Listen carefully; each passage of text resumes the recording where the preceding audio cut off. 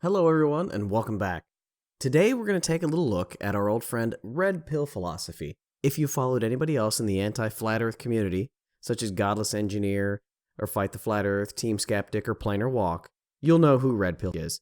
And you'll understand his beliefs on what high IQ skepticism is. But today I want to talk about a new scientific theory that I think Red Pill has stumbled upon. This new theory is known as the law of repetition. Because what most people don't understand is that if something purely isn't true, you can make it true by repeating it over and over. If you say it enough times, it will become true. Just like Dorothy and the Wizard of Oz. There's no place like home. There's no place like home. Well, Red Pill, tell us, what is the one thing you want to be when you grow up? Skeptical, skepticism, skeptical. Like be skeptic, a skeptical skeptic, and the skeptic community of the skeptic, like the skeptic community, skeptical. My skeptic hat on. A skeptic, dude. Skeptical. A skeptic. Skepticism, a skeptic, skepticism, like skeptic, the skeptic magazine, a skeptic community is just like skeptic, Pill, skeptic. Well, little buddy, I think you're almost there. If only you say skeptic and skepticism a couple thousand more times, maybe you'll understand what it actually means. But for everyone else, if you'd like to understand what skepticism actually is, here is an amazing TED Talk by the skeptic George Robb. George is a host of a podcast known as Geologic. No, don't get me wrong, it's not about rocks. George is a true skeptic. He embodies skepticism. So if you'd like to know what skepticism actually is, listen to George, and hopefully you'll learn something, as I do every time I rewatch this video. Being a skeptic. What does that mean? It's very simple. At its core, skepticism is evidence-based thinking, waiting to see what the evidence says about any question, anything that might be proposed to you, taking a second and seeing what the evidence says, not what you feel, not what you hope to be true, not what you've heard from a friend, but what the evidence shows. Being a skeptic comes down to this. You are presented with a piece of information, and in essence you go, what? Can we all try that together? Ready? I'm going to present you with a piece of information, and you're all going to go, what? So here we go. Piece of information. Oh, you're such good skeptics. That's what it comes down to. Evidence-based thinking and embracing your doubt. Taking a second and saying, wait, explain. Wait, what's the proof of this? How does this work? There's this great Latin saying, ubi dubium, ibi libertas. It's a great Latin saying. In essence, it means, with doubt, there is freedom. If you're ever going to memorize one Latin phrase, this is the Latin phrase to memorize. A skeptic is not a cynic. And this gets equated. There's even definitions that equate the two. It's like 2 out of 7 definitions that I found had cynic being in the definition of skeptic. And this might have been true at one point, but not anymore. Not from today on. Cynics look for the negative. Cynics pre-game the situation and look for the negative. They know that they're going to get screwed, and they use whatever they can to confirm the fact that it's going to be bad news. They're negative, and they just don't care.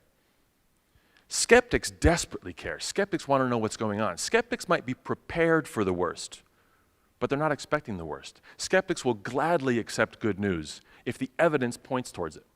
That's the main difference between a skeptic and a cynic. So please don't be cynical when you're questioning things. Skeptics are also not denialists.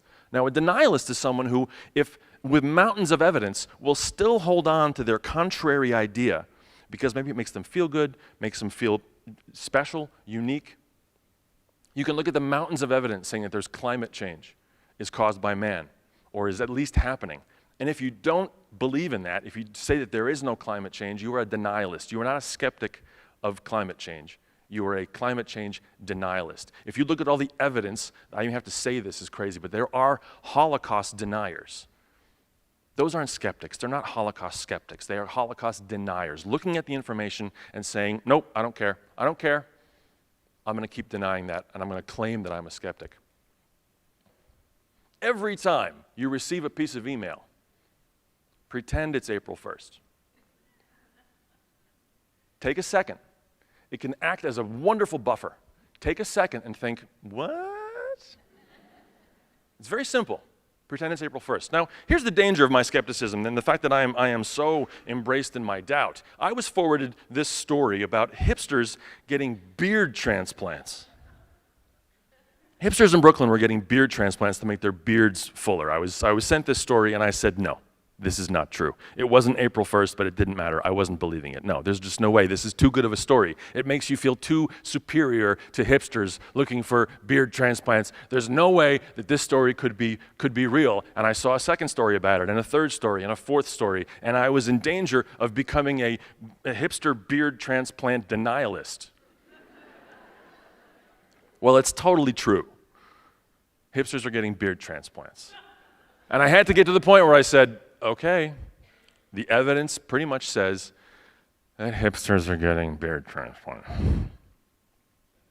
But here's when it's most important to be skeptical. And here's when it's the most difficult. When you want something to be true.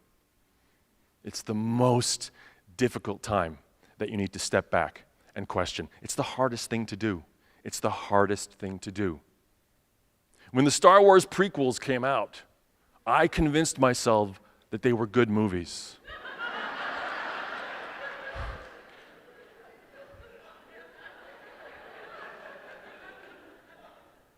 They were not. Well, what about having an open mind? Yes, it is drastically important to have an open mind because sometimes there are paradigm shifts. Sometimes things come along that change the way everything was thought. It doesn't happen that often, but it does occur. However, if someone says to you, hey, I can cure cancer by administering Dr. Pepper enemas, saying no you can't does not mean you don't have an open mind. It just means you kind of understand how things work. There's this great quote, let's keep an open mind, but not so open that our brains fall out. Red Pill, this is what skepticism looks like. Not having 1,000 tabs open up on your computer, not denying the evidence just because it comes from NASA or the government.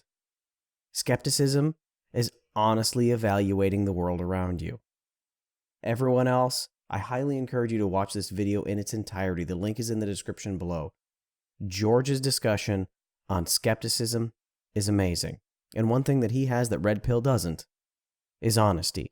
Tell me again, what's your view on the shape of the earth? But I don't call myself a flat earther yet. I'm just a globe skeptic. I am not completely a flat earther. I don't call myself a flat earther. I'm just on the fence right now. That genuinely is what I am. So there may be curvature. I just want to see it. Oh, so you're just a globe skeptic. I understand. The average person who thinks they live on a spinning ball, when it comes to that topic, the spinning ball that they think they live on, I'm just baffled by how stupid you have to be. Stunning example of how people who think they live on a spinning ball because their first grade teacher told them are nothing more than blind faith cult members. So check it out. Mentally retarded, low IQ, globe, blind faith, religitard cult members. Point where you're like, there's no way we live on a fucking ball. There's no way we live on a fucking globe. It's just... I'm just a globe skeptic. Where you're like, there's no way we live on a fucking ball. I'm just a globe skeptic. Where you're like, there's no way we live on a fucking ball. Or maybe you're just a liar, doing whatever you can to fleece people for their money and convince them that the reality around them is fake. You're despicable. You're disgusting. How you have so many subscribers, I do not know. I'd like to know if all your subscribers are actually real. Because you know what? I'm a skeptic.